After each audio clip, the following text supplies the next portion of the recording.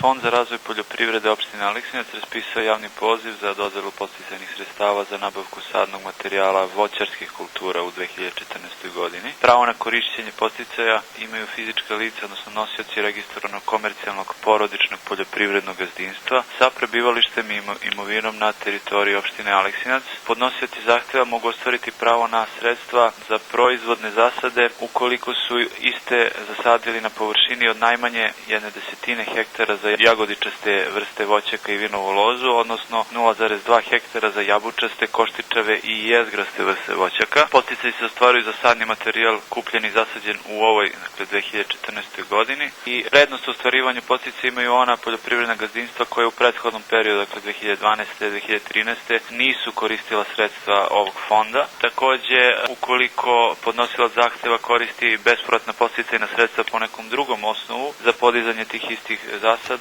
onda on nema pravo na sredstva po ovom javnom pozivu. Sredstva se dodeljuju u iznosu od 50% od vrednosti računa za kupljeni sadni materijal, a maksimalni iznos po jednom korisniku podsticaja je 100.000 dinara. Ukupan fond, odnosno finansijska sredstva predviđena za realizaciju ovog konkursa iznose 500.000 dinara i prijava se vrši na zahtevu za dodelu subvencije, odnosno na obrascu koji se može pronaći na sajtu opštine Aleksinac www.aleksinac.org ili u zgradi opštinske uprave u kancelariji broj 32. Zahtev uz dodatnu dokumentaciju se dostavlja preko pisarnice opštinske uprave od 7 do 15 časova. Za sve ostale informacije zainteresovani se mogu obratiti u kancelariji broj 32 ili na telefon 804 711 lokal 157.